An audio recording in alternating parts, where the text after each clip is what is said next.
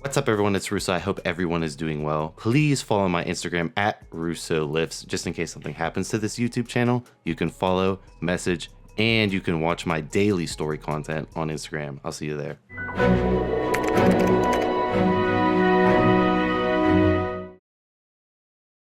What's up, everyone? It's Russo. I hope everyone is doing well today. Super simple topic video, going right into it, but I gotta sneak that plug in. Check me on Instagram at RussoLifts. Always trying to diversify my channel, and keep it less risky for me. So anyways, gonna be going into milk thistle. So I have some milk thistle seed extract from my local supermarket. This is the good level milk thistle with 600 mg per serving.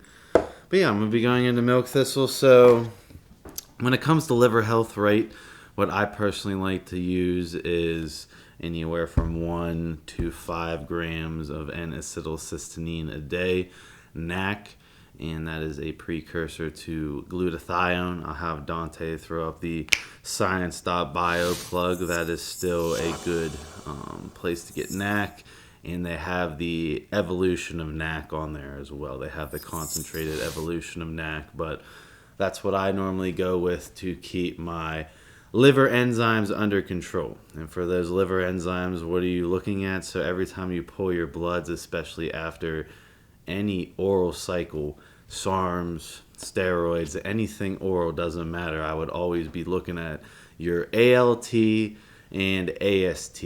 So those are your big telltale signs that, hey, my liver is under stress or it's not under stress. And then another telltale sign would be a high level alkaline phosphate level. So I've had astronomical alkaline phosphate levels a couple of times after some oral experiments. So if your liver is absolutely hammered in the dumpster and you need to detoxify it rapidly because I think that people don't understand it. If you your liver is pretty resilient. If you just let it stay super toxic all the time, then you're going to be facing liver disease down the road. And like I said, it's a progressive thing. It'll sneak up on you. So that's why it's extremely important to pull your blood work all the time. When it comes to after every single cycle, you should have a snapshot of what your blood panel looks like, because that's at the end of the day only a snapshot of what's going on. But at least you have some sort of inkling on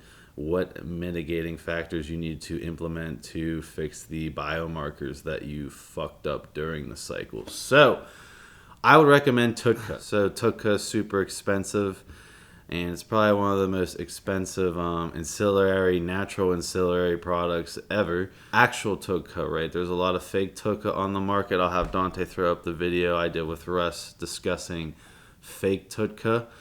But that would be what I recommend if you were in a cruise or a PCT and you're just trying to clean everything up. You're trying to clean everything up, clean everything out. TUDCA is the ultimate. This is where milk thistle slots in. So milk thistle and TUDCA, in my opinion, both impact bioavailability of oral steroids, oral SARMs, anything oral. This is going to decrease the oral bioavailability of those certain compounds. So if we rewind this conversation, I said on cycle, I like to use N-acetylcysteine, which is a precursor to glutathione, which isn't directly pulling from the liver the whole time. Milk thistle and TUDCA are like detoxing the liver as you're trying to shove shit through the liver to get into the bloodstream if you're on cycle. So milk thistle is kind of like the budget garbage version of TUDCA, in my opinion, for what it does. Is it ineffective? No, it's extremely effective, and it's extremely cost effective and cheap. That's probably the main ploy of milk thistle. But when I look at, people DM me their cycles on Instagram all the time, and when I look at them, right, they'll have some sort of cycle support on, their cycle setup. Like, I'm taking...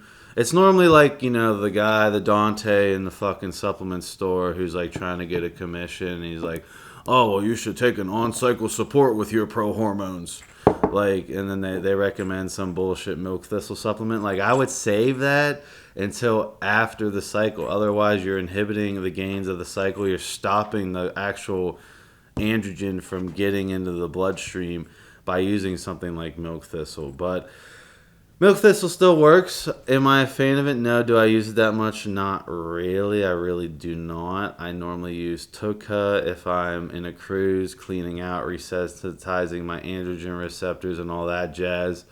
Or if I'm on cycle, I normally use a NAC. But, milk thistle 100% works. Milk thistle 100% has been in the game forever as the liver support supplement. Do I think there's better options out there? Yeah, that's why I made this video. I think milk thistle's overhyped. I think milk thistle, sure, it works, right? If you're in a cruise PCT, you're just chilling, detoxing, why not? But if you're on cycle, no. You're ruining some of the availability of your orals.